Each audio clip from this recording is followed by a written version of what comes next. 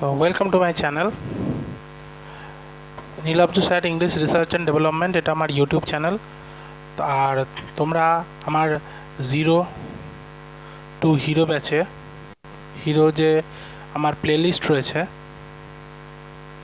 এই প্লেলিস্টে আজকের দেখতে চলেছো সাবজেক্ট ভার্ব এগ্রিমেন্ট, এই চ্যাপ্টারটা। ঠিক আছে, তো ভিডিও শুরু করার আগে বলে দিই, Nilabja sir English research and development এটা আমার চ্যানেল। আমার হোয়াটসঅ্যাপ এবং টেলিগ্রাম চ্যানেল রয়েছে, সেখানে তোমরা এই ভিডিও ডেসক্রিপশানে গিয়ে সেই চ্যানেলের লিঙ্ক পেয়ে যাবে, সেখানে গিয়ে তোমরা জয়েন করে যেতে পারো এবং তোমরা তোমাদের কোয়ারিজ সেখানে জানতে চাইলে সেখানে জানতে পারো। আর এই ভিডিওর যত যে পিপিটি ফাইল হবে, পিডিএফ ফাইল হবে, সেগুলো তোমরা সবাই টেলিগ্রাম চ্যানেলে পেয়ে যাবে। ঠিক আছে, তো চলো আজকের ভিডিও শুরু করা যাক। আচ্ছা, তো subject verb agreement. Subject verb agreement ফার্স্টে জানার জন্য ব্যাপারটা কি সেটা আগে জানতে হবে। দেখো, আমরা ইংলিশে যখন একটা সেন্টেন্স লিখি তখন সেখানে সাবজেক্ট থাকে, তারপরে একটা ভার্ব থাকে, তারপরে অবজেক্ট থাকে, তাই তো? এটা আমরা জানি। এবারে এই যে সাবজেক্ট যে কীরকম হয়, সাবজেক্টের একটা নাম্বার থাকে, একটা জেন্ডার থাকে, আর একটা ব্যাপার হচ্ছে সেটা হচ্ছে পার্সন। ঠিক আছে, তাহলে সাবজেক্টটা নাম্বার সিঙ্গুলার হবে না প্লুরাল হবে, জেন্ডার মেল ফিমেল নাকি চিলড্রেন, এটার উপর ডিপেন্ড করে। Person first person, second person, third person, এই তিনটে আমরা জানি। জেন্ডার মেল ফিমেল কোনটা হবে তার উপর ডিপেন্ড করছে সাবজেক্ট। ঠিক আছে, এবারে সেই সাবজেক্ট যে ক্যারেক্টার হবে সেই হিসাবে ভার্ব কি হবে, সিঙ্গুলার হবে নাকি প্লুরাল হবে নাকি পাস্ট হবে ফিউচার হবে, সেইটা ডিপেন্ড করছে এই সাবজেক্টের উপরে। এই যে ব্যাপারগুলো, সেই ব্যাপারগুলো আমরা ইংলিশে কোনো লেটার লেখার সময় বা প্যারাগ্রাফ লেখার সময় এই জিনিসগুলোর প্রবলেম প্রায় প্রত্যেক স্টুডেন্টের খাতাতেই দেখতে পাওয়া যায়। এই প্রবলেমটা যাতে কমানো যায় এবং এই প্রবলেমটা যাতে ঠিকঠাক করা যায়, তার জন্য এই নতুন একটা চ্যাপ্টার, সেটা হচ্ছে সাবজেক্ট ভার্ব অ্যান্ড এগ্রিমেন্ট।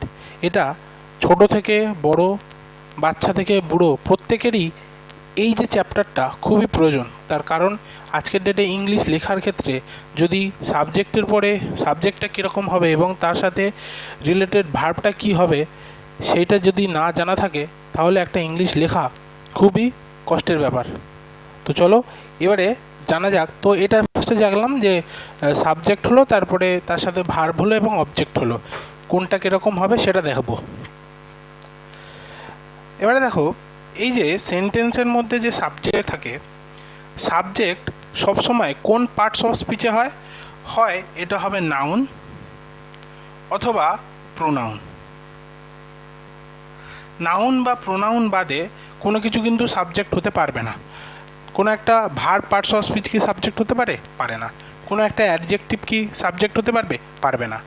ঠিক আছে, ভার্ব, অ্যাডজেক্টিভ, অ্যাডভার্ব, এগুলো কিন্তু সাবজেক্ট হতে পারে না। শুধু সাবজেক্ট কে হতে পারবে? নাউন, প্রোনাউন, এরাই। ঠিক আছে, এবারে এই নাউন বা প্রোনাউন কোন নাম্বারে রয়েছে, সিঙ্গুলারে আছে নাকি প্লুরালে আছে, তার ওপর ডিপেন্ড করছে এই সাবজেক্টের সাথে বসা ভার্বটা সিঙ্গুলার হবে নাকি প্লুরাল হবে, এই জিনিসটা। ঠিক আছে, এবারে দেখো, সাবজেক্ট তো বুঝলাম সাবজেক্ট একটা হবে, সেটা নিয়ে ডিসকাস করব। সাবজেক্টের পরে যে ভার্ব বসবে, এই ভার্ব আমরা এই 0 to হিরো ব্যাচে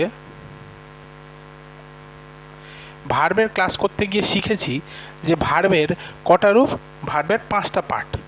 ভার্বের ফার্স্ট ফর্ম, ভার্বের সেকেন্ড ফর্ম, ভার্বের থার্ড ফর্ম, ভার্বের ফোর্থ ফর্ম এবং ভার্বের ফিফথ ফর্ম।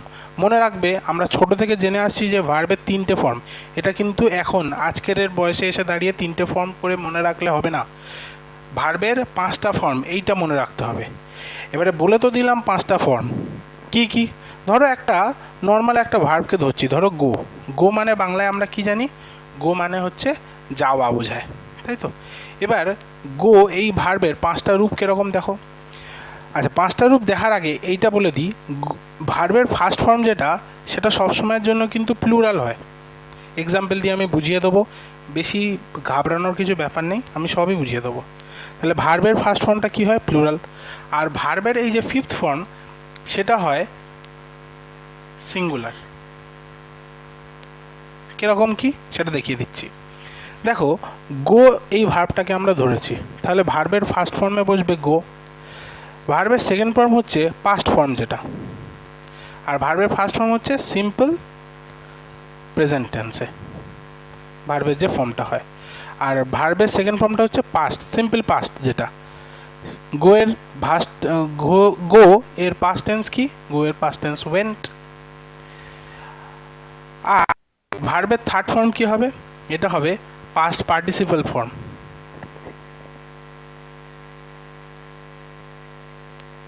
কিরকম?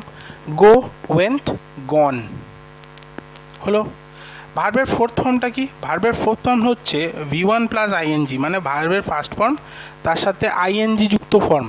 যেমন গো, গো সাথে আইএনজি যুক্ত হবে গোয়িং, এটা হচ্ছে ভার্বের ফোর্থ ফর্ম। ঠিক আছে। আর ভার্বের ফিফথ ফর্মটা কি? সেটা হচ্ছে গোজ। ঠিক আছে। আমরা জানি থার্ড পারসন সিঙ্গুলার নাম্বার হলে সাবজেক্ট, যদি থার্ড পারসন সিঙ্গুলার নাম্বার হয়, তাহলে তার সাথে যে ভার্বটা বসে সেই ভার্বের সাথে এস অথবা ইএস এটা যুক্ত হয়। এটা আমরা ছোটোবেলা থেকে শিখে আসছি। এই যে এস বা ইএস যুক্ত হচ্ছে, সেটা সাবজেক্টটা যে সিঙ্গুলার সেইটা বোঝানোর জন্য যুক্ত হয়, এবং সেটাকে আমরা ভার্বের ফিফথ ফর্ম করব, সেটা হচ্ছে গোস। আশা করছি এই জায়গাটা ভালো করে বোঝা গেল। ভালো করে দেখে নাও এই জায়গাটা। যদি কারোর কিছু জানার থাকে, তোমরা কমেন্ট বক্সে অবশ্যই কোনো ডাউট থাকলে জিজ্ঞাসা করে নেবে। ঠিক আছে। আর ভার্ব রিলেটেড যদি কোনো অসুবিধা হয়, আমার 0 to হিরো ব্যাচে চলে যাবে। এই প্লেলিস্টে গিয়ে ভার্ব যে ক্লাসটা আছে এটা তোমরা দেখে নাও, তোমাদের কাছে এই জিনিসটা আরও ইজি হয়ে যাবে। আর এছাড়াও যদি কোনো অসুবিধা থাকে, তোমরা কমেন্ট বক্সে অবশ্যই জানাবে। বোঝা গেল? তাহলে আমরা কী কী শিখলাম? সাবজেক্ট কোন কোন পার্সন হবে, জেন্ডার হবে নাকি নাম্বার হবে সেটা জানতে হবে। আর তার সাথে যে ভার্ব বসবে সেটা ভার্বের কোন ফর্ম হবে, সিঙ্গুলার না প্লুরাল কী হবে, তার উপর ডিপেন্ড করছে ভার্বের কোন ফর্মটা হবে। এইটা বোঝা গেল। এরপরে চলে আসো, কয়েকটা কনসেপ্ট শিখবো। সাবজেক্ট ভার্ব এগ্রিমেন্ট করার জন্য কয়েকটা কনসেপ্ট আমাদের জানতে হবে। দেখো, ইংলিশ ল্যাঙ্গুয়েজে স্ট্রাকচারটা হচ্ছে সাবজেক্ট, তারপরে ভার্ব, তারপর অবজেক্ট। এটা হচ্ছে ইংলিশ ল্যাঙ্গুয়েজে। আর আমরা বাংলায় কীরকম লিখি? প্রথমে সাবজেক্ট, তারপরে অবজেক্ট, তারপরে ভার্ব লিখি। এটা হচ্ছে বাংলা ল্যাঙ্গুয়েজে আমরা করি। আর ইংলিশ ল্যাঙ্গুয়েজে কিন্তু ভার্ব আর অবজেক্ট এই দুটো একটু স্থানটা চেঞ্জ করে, কিন্তু সাবজেক্টের জায়গায় থাকে। ইংলিশ ল্যাঙ্গুয়েজে হয়ে যাবে সাবজেক্ট, তারপরে বসবে ভার্ব, তারপরে বসবে অবজেক্ট। ঠিক আছে। এবার দেখো, কনসেপ্ট নাম্বার 1-এ বলছি যে সাবজেক্ট যেটা হবে, সেই সাবজেক্টের যে রূপ হবে তার রূপের হিসাবেই কিন্তু ভার্ব বসবে। কীরকম ব্যাপারটা? যদি সাবজেক্ট সিঙ্গুলার হয়, ভার্বও কিন্তু সিঙ্গুলার হবে। যদি সাবজেক্ট প্লুরাল হয়, তাহলে ভার্বও কিন্তু প্লুরাল হবে। বোঝা গেল? এবারে এটা তো বললাম, একটা এক্সাম্পল দিই। এক্সাম্পলটা হচ্ছে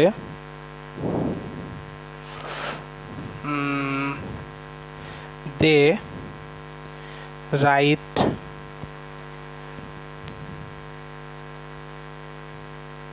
এভরিডে। একটা এক্সাম্পল দেখো, সি রাইটস এভরিডে। আচ্ছা, আবার আরেকটা এক্সাম্পল নিই। The dogs roll in the mud. এইবারে চারটে সেন্টেন্স লিখেছি, তিনটে সেন্টেন্স লিখেছি। দেখো, প্রথমটা লক্ষ্য করো, দে কিন্তু একটা প্লুরাল প্রোনাউন। দে হচ্ছে প্লুরাল। আর সে তার সাথে যে ভার্বটা বসেছে সেও কিন্তু প্লুরাল হয়েছে। আমরা আগের স্লাইডে দেখলাম যে ভার্বের যে ফার্স্ট ফর্ম সে কিন্তু হচ্ছে প্লুরাল, আর ভার্বের যে ফিফথ ফর্ম তার সাথে এস বা ইএস যুক্ত হয় এবং সেটা কিন্তু সিঙ্গুলার। তাহলে এক্সাম্পলে দেখো যে ভার্বের যে সাবজেক্টটা সে যেহেতু প্লুরাল, তাই জন্য তার সাথে যে ভার্ব রয়েছে সেও কিন্তু প্লুরালের মতনই আচরণ করছে, তার সাথে কিন্তু এস বা ইএস যুক্ত নেই। এটা গেল 1 নম্বর সেন্টেন্স। 2 নম্বর সেন্টেন্সে দেখো সি, এখানে সিটা হচ্ছে সাবজেক্ট এবং সে একটা সিঙ্গুলার, তাই তো? তাহলে সি তার সাথে সিঙ্গুলার, তার সাথে যে ভার্বটা বলছে সে হচ্ছে সিঙ্গুলার ভার্ব, এটা হচ্ছে ভার্ব এবং এটা হচ্ছে একটা সিঙ্গুলার ভার্ব। কী করে বুঝছি? কারণ রাইটের সাথে এস যুক্ত হয়েছে। রাইট যদি শুধু থাকে তাহলে সে হচ্ছে ভার্বের ফার্স্ট ফর্ম, আর WRITES রাইটস যদি হয় সেটা হচ্ছে ভার্বের ফিফথ ফর্ম। বোঝা গেল? এটা হচ্ছে সিঙ্গুলার আর ভার্বের ফার্স্ট ফর্মটা হচ্ছে প্লুরাল। অনুরূপভাবে 3 নম্বর সেন্টেন্সটা দেখো, দ্য ডগস, অনেকগুলো কুকুর, তার মানে কি প্লুরাল। এবং রোল রয়েছে, এটা হচ্ছে ভার্বের ফার্স্ট ফর্ম, ভার্বের প্লুরাল ফর্ম, যেটা যদি সিঙ্গুলার হতো তাহলে কিন্তু আমরা রোলস করতাম। তাহলে the dogs roll in the mud, কুকুরগুলো মাটিতে খেলা করছে। ঠিক আছে, ওকে। তাহলে কনসেপ্ট নম্বর 1-এ আমরা কি শিখলাম? সাবজেক্ট যদি সিঙ্গুলার হয় তাহলে ভার্বও সিঙ্গুলার হবে। বোঝা গেল? এবারে চলো পরের কনসেপ্টে। কনসেপ্ট নাম্বার 2-তে বলছে যে যদি একটা সেন্টেন্সের মধ্যে যদি অনেকগুলো সাবজেক্ট হয় তাহলে, এবং সেগুলো যদি কনজাংশন দিয়ে যুক্ত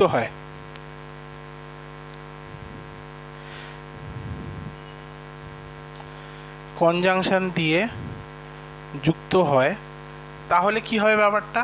তাহলে ভার্বটা কিন্তু প্লুরালের মতন আচরণ করবে।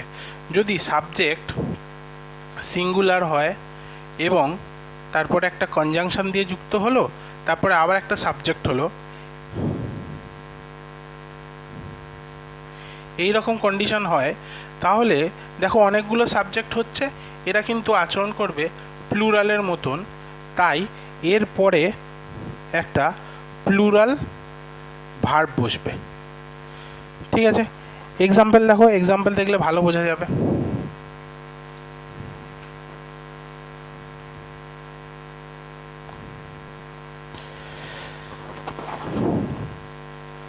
Rohan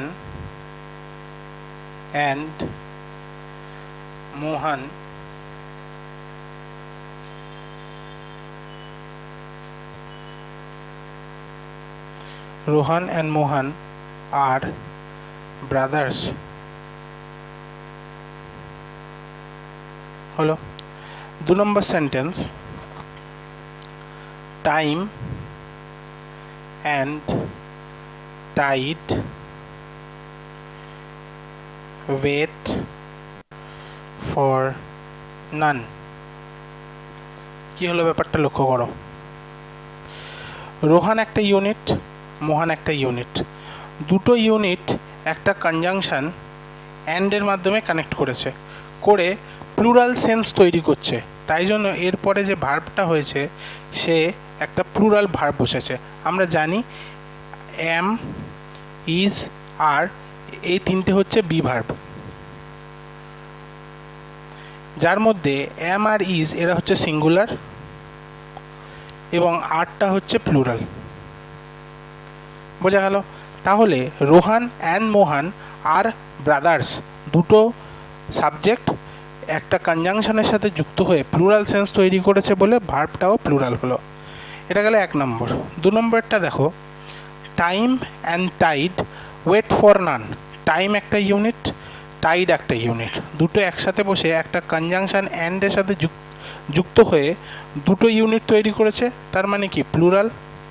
এবং তারপরে ওয়েট, সেটা একটা ভার্বের ফার্স্ট ফর্ম বা প্লুরাল ফর্ম তৈরি করেছে। ঠিক আছে। যদি সিঙ্গুলার হতো ওয়েটের সিঙ্গুলার ফর্ম কী হতো, ওয়েটস, কিন্তু এখানে ওয়েট লিখেছি, তার কারণ টাইম এবং টাইড দুটো সাবজেক্ট একসাথে বসে প্লুরাল সেন্স তৈরি করছে। বুঝতে পারলাম? ভালো করে দেখে নাও, যদি কিছু প্রশ্ন জিজ্ঞাসা করো, না তো কনসেপ্ট নাম্বার 3-তে চলে যাব। ওকে, এইটা হলো। এবারে কনসেপ্ট নাম্বার 3-তে চলে আসো। কনসেপ্ট নাম্বার 3 কি বলছে? কনসেপ্ট নাম্বার 3 বলছে, ধরো একটা কনজাংশন আছে যার আগে একটা সাবজেক্ট রয়েছে এবং কনজাংশনের পরেও একটা সাবজেক্ট রয়েছে। এই রকম কন্ডিশনে সাবজেক্ট 1 এবং সাবজেক্ট 2 দুটো একসাথে বসে এরা কিন্তু একটা 1 ইউনিটের কনসেপ্ট নিয়ে আসছে। যদি এই রকম হয়, আগেরটা কি হলো, যে কনজাংশনের আগে এবং কনজাংশনের পরে দুটো আলাদা আলাদা ইউনিট বসে একটা প্লুরাল সেন্স তৈরি করছে, সেই ক্ষেত্রে ভার্ব হয়ে যাবে প্লুরাল। আর এইবারে কনসেপ্ট নম্বর 3-তে বলছে একটা কনজাংশন রয়েছে, তার আগে একটা ভার্ব রয়েছে, পরে একটা তার আগে একটা সাবজেক্ট রয়েছে, পরেও একটা সাবজেক্ট রয়েছে, এবং এই কনজাংশন সমেত দুটো যে সাবজেক্ট তারা একটা ইউনিটের সেন্স তৈরি করছে। এই রকম ব্যাপার হলে আমরা এর সাথে একটা ইউনিট যদি আসে, এর সাথে যে ভার্বটা বসবে, যেহেতু দুটো সাবজেক্ট মিলে সিঙ্গেল ইউনিট তৈরি করছে, তাহলে ভার্বও কিন্তু সিঙ্গুলার ভার্ব হবে। কিরকম এক্সাম্পল দিই? প্রথম এক্সাম্পলটা দেখো, ব্রেড অ্যান্ড বাটার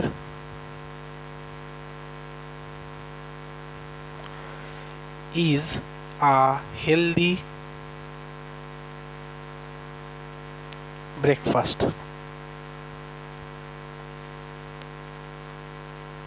একটা সেন্টেন্স নেই, this bed and breakfast is delightful. একটা সেন্টেন্স নিচ্ছি, ব্রেড অ্যান্ড বাটার ইজ অথবা আর কি হবে তোমরা এটা বলবে, sold there.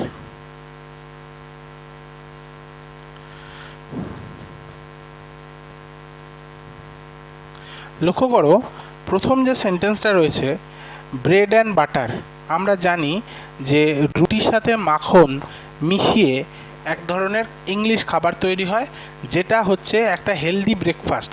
So bread and butter এটা আমরা কোনো ফ্রেজ বা ইডিয়াম হিসাবেও ইউজ করি, তাই তো? তাহলে এটা একটা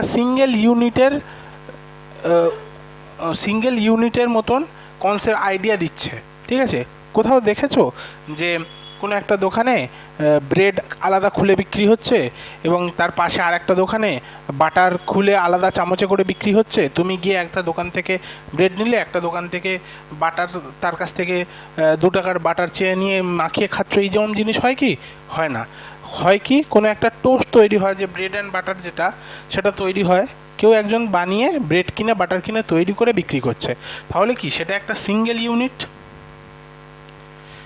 এবং যেহেতু এটা সিঙ্গেল ইউনিট, তার সাথে যে ভার্বটা রয়েছে সেও কিন্তু সিঙ্গুলার ভার্ব। বোঝা গেল?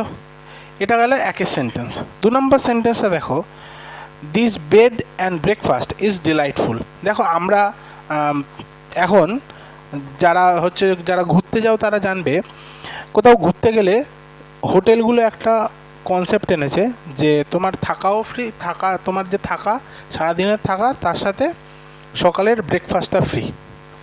হ্যাঁ, তোমার সারাদিনের থাকা তার সাথে ব্রেকফাস্টটা ফ্রি। তাই জন্য বেড অ্যান্ড ব্রেকফাস্ট এই কনসেপ্টটা ওখান থেকে এসছে, যে তুমি কোথাও ঘুরতে গেছো, সেখানে তুমি থাকতেও পারবে এবং সকালের ব্রেকফাস্টটা তার সাথে ফ্রি। এই যে জিনিসটা, তাহলে বেড অ্যান্ড ব্রেকফাস্ট এটা সিঙ্গেল ইউনিট হিসেবে চলে আসছে। তাই জন্য এরপরে দেখো ইজ, এটাও একটা সিঙ্গুলার ভার্বের মতন, সিঙ্গুলার ভার্ব ইজ বসেছে। এটা গেল 2 নম্বর সেন্টেন্স। এবারে দেখো 3 নম্বর সেন্টেন্স কি বলছে, bread and butter dash sold there. দেখো এক জায়গায় ব্রেড এবং বাটার আলাদা আলাদা বিক্রি হচ্ছে, কিন্তু 1 নম্বর কনসেপ্টে বলেছে ওটা একসাথে যখন মেশানো হচ্ছে সেটা একটা হেলদি ব্রেকফাস্ট। কিন্তু যখন বিক্রি হয়, কোথাও দেখেছো কি বাটার আলাদা বিক্রি হচ্ছে মানে চামচে খুলে, ব্রেড আলাদা বিক্রি হচ্ছে? এরকম আমরা সচরাচর কোথাও দেখতে পাই না, তাই তো? ইভেন ট্রেনেও যে বিক্রি হয়, ব্রেডের সাথে বাটার লাগিয়ে তারপরে বিক্রি হয়। হ্যাঁ, বা তুমি দোকানে গিয়ে কোনো গ্রসারিতে গিয়ে বললে আমাকে একটা বাটার দাও, তাহলে সে তোমাকে একটা বাটারের প্যাকেট দেবে, ব্রেডের সাথে লাগিয়ে দেবে না, তাই তো? তাহলে দুটো আলাদা ইউনিট হিসাবে করছে। তাই জন্য আলাদা ইউনিট যেহেতু হচ্ছে, তার সাথে আমরা ভার্ব ইজ নেব না, তার সাথে প্লুরাল ভার্ব আরকে ইউজ করব। তাহলে 3-এর দাগের সেন্টেন্সও আশা করছি আমি বোঝাতে পারলাম। 3টে সেন্টেন্স ভালো করে দেখে নাও। 3 নম্বর কনসেপ্টটা হলো। এবারে চলে আসো 4 নম্বর কনসেপ্টে চলে যাই। 4 নম্বর কনসেপ্ট, দাঁড়াও কালিটা চেঞ্জ করে নিই। 4 নম্বর কনসেপ্ট বলার আগে কয়েকটা ওয়ার্ড দেখো। Between, with, alone, alone with, আচ্ছা, তারপরে টুগেদার উইথ,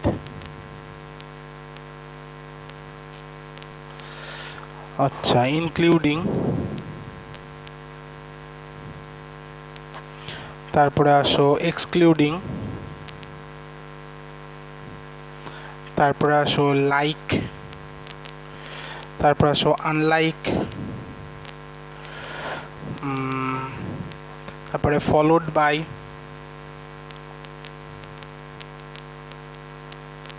তারপরে আসো অ্যাকম্প্যানিড বাই,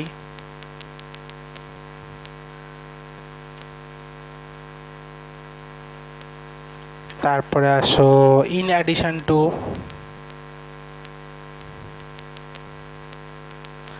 তারপরে বিসাইডস, তারপরে and not, but not, as well as, rather than। এই যে জিনিসগুলো বললাম না, এই যে ওয়ার্ডগুলো বললাম, এই ওয়ার্ডগুলো এরা কি করে, এদের প্রথমে একটা সাবজেক্ট হয় এবং পরে আর একটা অবজেক্ট হয়, ঠিক আছে? এই যে এগুলো হচ্ছে এক একটা প্রেপোজিশন, ঠিক আছে? এগুলো এক একটা প্রেপোজিশন, যার আগে একটা সাবজেক্ট থাকে এবং পরে একটা সাবজেক্ট থাকে, আগে পরে একটা অবজেক্ট হয়, ঠিক আছে? এবং আমরা জানি সাবজেক্ট বা অবজেক্ট হয় নাউন হবে আর না তো প্রোনাউন হবে, ঠিক আছে? এবারে একটা সেন্টেন্সে লক্ষ্য করবে সবসময় যে ভার্ব হয় সে সাবজেক্ট অনুসারে হয়, ঠিক আছে? তাহলে এই যে ওয়ার্ডগুলো, এগুলো জেনারেলি দুটো সাবজেক্টের মাঝখানে এই প্রিপোজিশনগুলো বসে। তাই জন্য যে সাবজেক্ট হবে সে কোন জেন্ডারে রইলো, সে কোন নাম্বারে রইলো, তার উপর ডিপেন্ড করে কিন্তু ভার্ব হবে। বুঝবে ভালো করে, তাহলে এক্সাম্পলটা দিই, তাহলে জিনিসটা আরও ভালো হয়ে যাবে। এক্সাম্পলগুলো দেখো। প্রথম সেন্টেন্স বলছে রাম অ্যালোন উইথ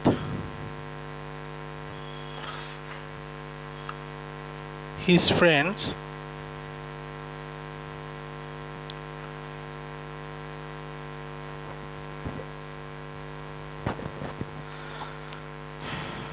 was অথবা were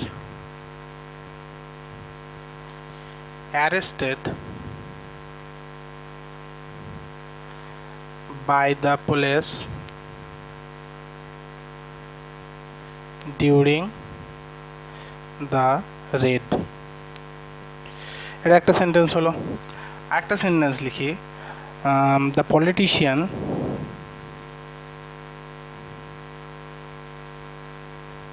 together with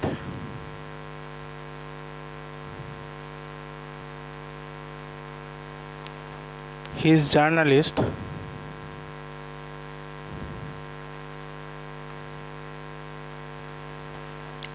has অথবা have arrived। তোমরা না ভিডিওটাকে 1.2 বা 2x-এ দেখবে, তাহলে তোমাদের কাছে জিনিসটা ইজি হয়ে যাবে। আমি তো লিখে লিখে করাচ্ছি, একটু লেট হচ্ছে।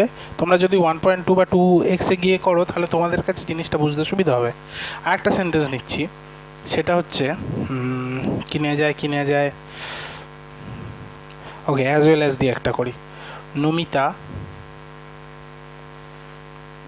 As well as her friends is অথবা are going to the picnic. কেমন জিনিসটা হলো দেখো, তিনটে লিখেছি।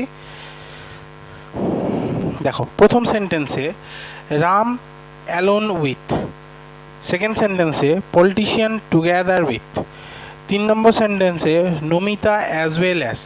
লক্ষ্য করো, এই যে প্রথম সেন্টেন্সে অ্যালোন উইথের আগে একটা নাউন এবং অ্যালোন উইথের পরে হিজ ফ্রেন্ডস, এটাও হচ্ছে, হিজটা হচ্ছে প্রোনাউন এবং এটা হচ্ছে অবজেক্ট। অ্যালোন উইথের প্রথমে একটা সাবজেক্ট হলো আর পরে হচ্ছে একটা অবজেক্ট। এবার আমরা জানি যে একটা সেন্টেন্সের মধ্যে যে ভার্ব হবে সে সাবজেক্টের উপরে ডিপেন্ড করে, ঠিক আছে। লক্ষ্য করো, রাম হচ্ছে সিঙ্গুলার সাবজেক্ট,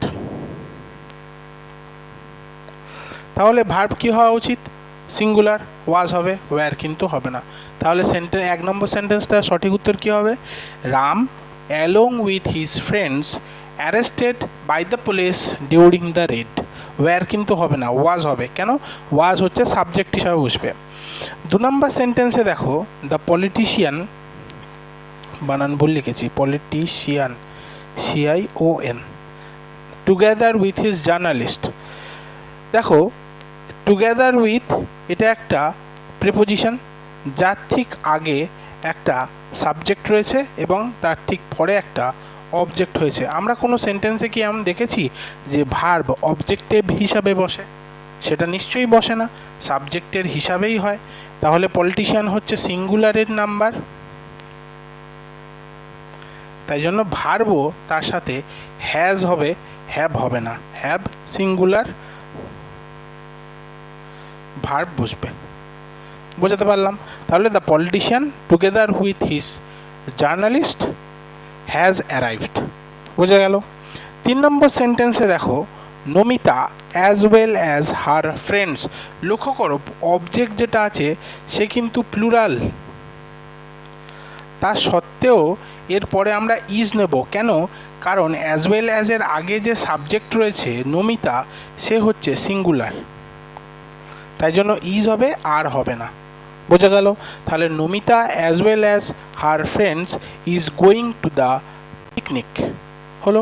দেখো, between, with, alone with, together with, including, excluding, like, unlike, followed by, accompanied by, in addition to, beside, and not, but not, as well as, rather than, এই জাতীয় এই ওয়ার্ডগুলো থাকলে তার আগে যে সাবজেক্ট বসবে তার হিসাবেই কিন্তু ভার্ব হবে। ভার্ব হবে সাবজেক্টের হিসাবে।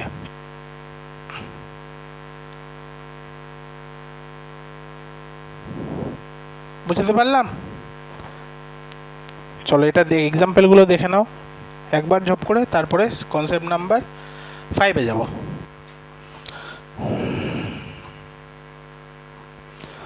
তাহলে কনসেপ্ট নাম্বার এটা 4 গেল, চলো concept number 5।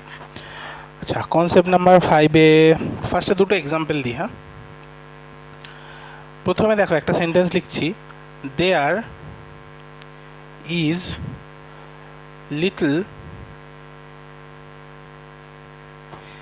administrative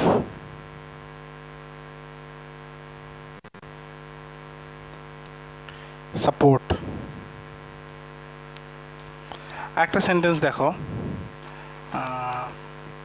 there are many factories, there are many factors affecting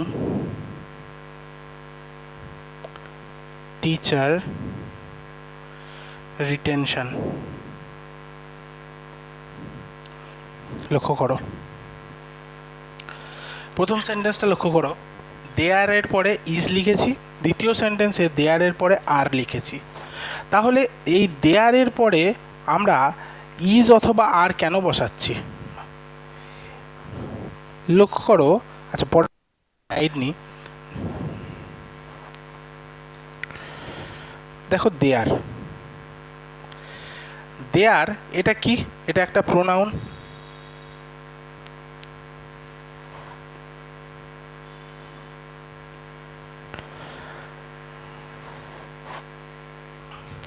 sorry, দেয়ার কিন্তু এখানে প্রোনাউন নয়, দেয়ার এখানে কোনো সাবজেক্ট বোঝাচ্ছে না, দেয়ার কিন্তু এখানে সাবজেক্ট নয়, সাবজেক্ট নয়। আগে দুটো সেন্টেন্স দেখো, there is little administrative support, there are many factor affecting teacher retention. There কিন্তু এখানে সাবজেক্ট নয়, যেহেতু দেয়ার সাবজেক্ট নয় তাই দেয়ারের পরে ইজ বসবে না আর বসবে সেটা কিন্তু দেয়ার এর ওপরে ডিপেন্ড করছে না, দেয়ারের উপর ডিপেন্ড করছে না। তাহলে দেয়ারের পরে ইজ বসবে না দেয়ারের পরে আর বসবে এটা কিন্তু দেয়ারের ওপরে ডিপেন্ড করছে না। তাহলে ইজ আর আর কাকে থেকে বসবো? আমরা প্রথম থেকেই শুনে আসছি যে ভার্ব সবসময় সাবজেক্টের ওপরে ডিপেন্ড করে। লক্ষ্য করো দুটো সেন্টেন্সে, there is little administrative support, little, তারপরেরটা দেখো মেনি ফ্যাক্টরস, ঠিক আছে? তার মানে দেখো এই যে প্রথম সেন্টেন্সে দেয়ার ইজ লিটিল, লিটিলটা হচ্ছে এখানে সাবজেক্ট, আর দেয়ার আর মেনি ফ্যাক্টরস এটা হচ্ছে এখানে সাবজেক্ট। এই যে প্রথম সেন্টেন্সে সাবজেক্ট যেটা লিটিল সে কিন্তু সিঙ্গুলার, দ্যাট ইজ ওয়াই তার আগে যে ভার্বটা বসেছে সে সিঙ্গুলার। আবার দু নম্বর সেন্টেন্সে দেখো যে সাবজেক্টটা সেই সাবজেক্ট হচ্ছে প্লুরাল, তাই জন্য তার সাথে রিলেটেড যে ভার্বটা সে কিন্তু প্লুরাল। বুঝাতে পারলাম? তাহলে দেয়ার দিয়ে যদি কোনো সেন্টেন্স শুরু হয় তাহলে কিন্তু দেয়ারের পরে ইজ বসবে না আর বসবে সেটা দেয়ারের ওপরে ডিপেন্ড করছে না, ডিপেন্ড করছে সেই সেন্টেন্সের মধ্যে সাবজেক্ট কে, সাবজেক্টের ওপরে, সাবজেক্টের নাম্বার, সাবজেক্টের জেন্ডার, সাবজেক্টের ক্যারেক্টারের উপর ডিপেন্ড করছে যে ভার্বটা কি হবে, সিঙ্গুলার হবে নাকি প্লুরাল হবে। বুঝতে পারলাম? এটা হচ্ছে আমাদের কনসেপ্ট নাম্বার 5। তাহলে এটা হলো কনসেপ্ট নাম্বার 5। এবার চলে আসো কনসেপ্ট নাম্বার 6। কনসেপ্ট নাম্বার 6-এ আমরা শিখব rule of proximity.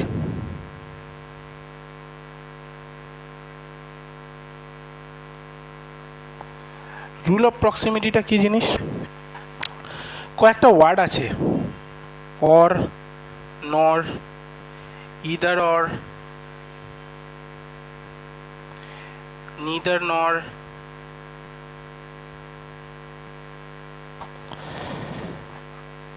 Not only, but also. এই যে ওয়ার্ডগুলো রয়েছে না, এই ওয়ার্ডগুলোর একটা ক্যারেক্টার রয়েছে, এরা একটা সেন্টেন্সের মধ্যে বসে এর আগেও একটা নাউন বসে বা প্রোনাউন বসে, এর পরে গিয়েও আবার একটা নাউন অথবা প্রোনাউন বসে, এবং এই একটা সেন্টেন্সের মধ্যে এই যে ওয়ার্ডগুলো, এই যে ওয়ার্ডগুলো এর আগে যে বসে সে হয় সাবজেক্ট, এবং এর পরে জেনারেলি দেখা যায় অবজেক্ট হয় বা সাবজেক্টও হয়, কিছু কিছু ক্ষেত্রে অবজেক্ট হয় না, কিছু কিছু ক্ষেত্রে সাবজেক্টই হয়। এই যে পরে যে সাবজেক্টটা হয়, এবারে এদের এই দুটো সাবজেক্টে কানেক্ট করছে এই ওয়ার্ডগুলো, or, nor, either or, neither nor, not only, but also. এবারে এদের সাথে এই সাবজেক্টের সাথে যে ভার্ব বসবে, যে ভার্ব বসবে, তার কালারটা চেঞ্জ করি,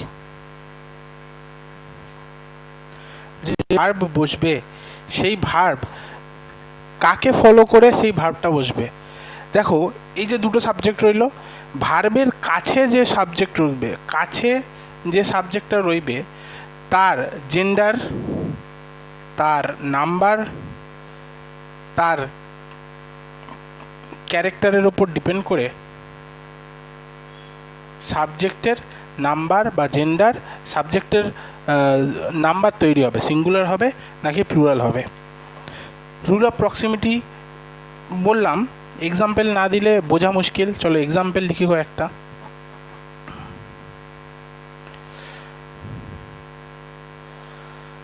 প্রথমে দেখো, the boy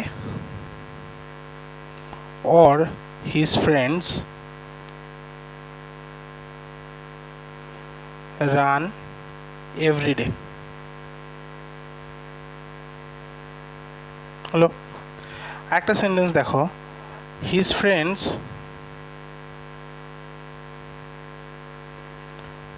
or the boy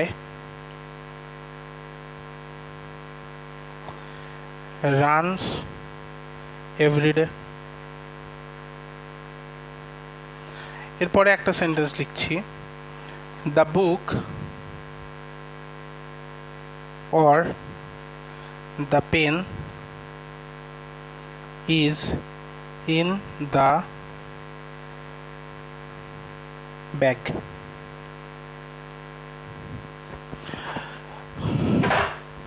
আগেরটা দেখো, প্রক্সিমিটি মানে কি লিখলাম, যে এই যে রুল অফ প্রক্সিমিটিতে এই যে ওয়ার্ডগুলো, এই ওয়ার্ডগুলোর আগে এবং পরে একটা করে সাবজেক্ট বসে এবং ভার্ব সিঙ্গুলার হবে না প্লুরাল হবে ডিপেন্ড করছে তার কাছে উপস্থিত সাবজেক্টের ওপরে।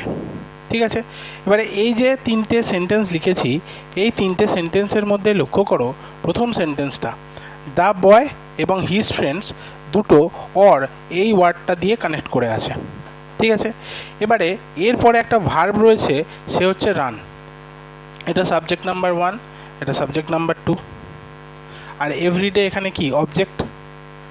এবারে রান দেখো ভার্বের ফার্স্ট ফর্ম ইউজ হয়েছে, মানে কি প্লুরাল। কেন? তার কারণ রানের সাথে যে সাবজেক্ট নাম্বার 2 রয়েছে সে সিঙ্গুলার না প্লুরাল তার উপর ডিপেন্ড করছে ভার্ব হবে, এটা হচ্ছে রুল অফ প্রক্সিমিটি। তাহলে সাবজেক্ট নাম্বার 2 যে সে হচ্ছে প্লুরাল, তাই জন্য এর সাথে যে ভার্ব হবে সেও কিন্তু প্লুরাল হচ্ছে। ঠিক আছে, 2 নম্বর সেন্টেন্স দেখো, his friends or the boy, তাহলে অর সে সাবজেক্ট নাম্বার 1 এবং সাবজেক্ট নাম্বার 2কে যুক্ত করেছে এবং তারপরে একটা রানস হচ্ছে এখানে ভার্ব আর এভরিডে হচ্ছে এখানে অবজেক্ট। দেখো ভার্বের ফিফথ ফর্ম বা সিঙ্গুলার হয়েছে, কেন? তার কারণ রানের ঠিক আগে যে সাবজেক্টটা রয়েছে বয়, সেই সাবজেক্টটা হচ্ছে সিঙ্গুলার সাবজেক্ট, সাবজেক্ট 1 যেটা সেটা হচ্ছে সিঙ্গুলার সাবজেক্ট, তাই এর সাথে যে ভার্ব রয়েছে সেও একটা সিঙ্গুলার ভার্ব। বোঝা গেল? 3 নম্বর সেন্টেন্সে দেখো, the book or the pen is in the bag, ইজটা হচ্ছে ভার্ব আর ইন দ্য ব্যাগ, দ্য ব্যাগটা হচ্ছে অবজেক্ট, ইনটা হচ্ছে এখানে প্রেপোজিশন, আর দ্য বুকটা হচ্ছে সাবজেক্ট নাম্বার 1, দ্য পেনটা হচ্ছে সাবজেক্ট নাম্বার 2।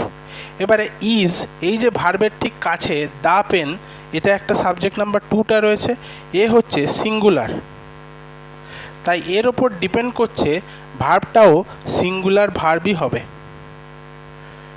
বোঝা গেল? এটাই হচ্ছে রুল অফ প্রক্সিমিটি।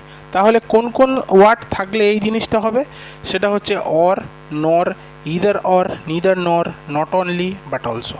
ঠিক আছে, এক্সাম্পলগুলো একবার দেখে নাও, চোখ বুলিয়ে নাও। তাহলে কনসেপ্ট নাম্বার 6 হলো। কনসেপ্ট নাম্বার 6-এর পরে কনসেপ্ট নাম্বার 7-এ চলে আসো। কনসেপ্ট নাম্বার 7-এ কয়েকটা ওয়ার্ড লিখি। দেখো, 1/3, 2/3 of,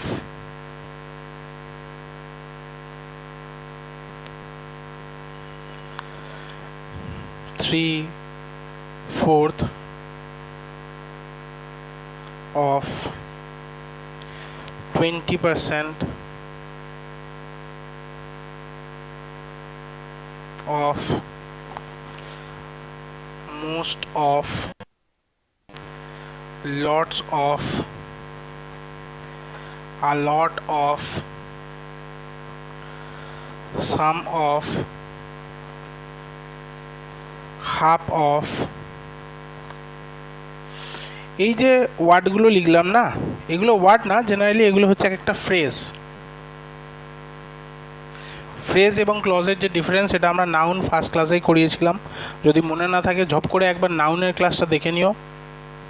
নাউনের ক্লাসটা দেখে নিলে তোমাদের কাছে ফ্রেজ এবং ক্লজের যে ডিফারেন্স সেটা তোমরা ফার্স্ট স্লাইডেই পেয়ে যাবে। হ্যাঁ, ফ্রেজ এবং ক্লজের পার্থক্য কি ওখানেই আমি করেছি। ঠিক আছে, তাহলে এই যে ওয়ার্ডগুলো, এই যে ফ্রেজগুলো রয়েছে, এই ফ্রেজগুলোর পরে একটা করে সাবজেক্ট বসে। এবারে এই সাবজেক্টটা সিঙ্গুলার, এই সাবজেক্টটা যদি কাউন্টেবল নাউন হয়, এরপরে একটা নাউন সাবজেক্ট বসে। ঠিক আছে, এটা যদি কাউন্টেবল হয় আর এটা আনকাউন্টেবল, তাহলে দুটোই হতে পারে, হয় সাবজেক্টটা কাউন্টেবল হবে না তো সাবজেক্টটা আনকাউন্টেবল হবে, তাই তো? যদি কাউন্টেবল হয়, ঠিক আছে, তাহলে যদি কাউন্টেবল হয় তাহলে সেইটা হয়ে যাবে প্লুরাল। কাউন্টেবল হয় তাহলে এরপরে যে ভার্বটা হবে সেই ভার্বটা হয়ে যাবে প্লুরাল।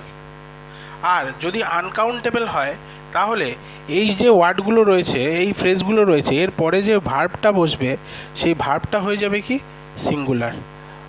মনে রাখবে, যদি আনকাউন্টেবল হয় মানে হাতে গোনা না যায় তাহলে সেটা হয়ে যাবে সিঙ্গুলার, আর যদি কাউন্টেবল হয় মানে হাতে গোনা যায় এইরকম ব্যাপার হলে প্লুরাল হবে। এক্সাম্পল দিই তাহলে জিনিসটা আরও ইজি হয়ে যাবে। এক্সাম্পল দেখো, 1/3 of the milk is অথবা are yet to be sold। 2 number, 1/3 of the students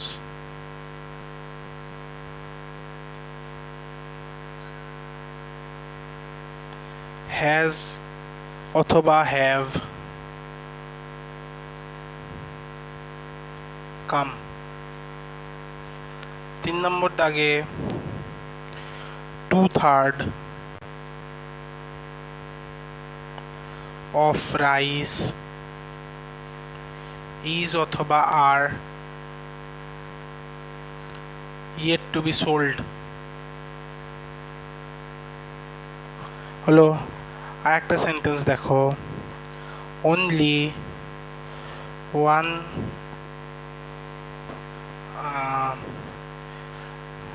percentage লিখে, only 20% of the students have অথবা has come to take their exam at the center। লক্ষ্য করো 4টে সেন্টেন্স লিখেছি। হ্যাঁ, এবারে তাহলে আগে আমরা কনসেপ্টে কি শিখলাম, যে এই যে ওয়ার্ডগুলো, এই যে ফ্রেজগুলো 1/3 of, 2/3 of, 3/4 of, 20% of, most of, lot of, a lot of, some of, half of, এই ফ্রেজগুলোর সাথে যে সাবজেক্ট বসবে, যে নাউন বসবে সেটা যদি কাউন্টেবল হয় তাহলে প্লুরাল হবে, আর সেই সাবজেক্টটা যদি, সেই নাউনটা যদি আনকাউন্টেবল হয় তাহলে সে কিন্তু হবে সিঙ্গুলার। হলো। এইবারে দেখো প্রথম সেন্টেন্সটা, 1/3 of the milk. Milk, milk কি হাতে গোনা যায়? মিল্ককে আমরা লিটার হিসাবে গুনি, তাই তো? মিল্ক কিন্তু হাতে কাউন্ট করা যায় না, তাই মিল্ক হচ্ছে আমাদের আনকাউন্টেবল নাউন। আর আনকাউন্টেবল নাউন হলে আমরা কি বলেছিলাম, সিঙ্গুলার হবে ভার্ব, তাহলে ইজ হবে, আর এখানে হবে না। একটা বোঝা গেল। দুইটা দেখো, 1/3 অফ দ্য স্টুডেন্টস।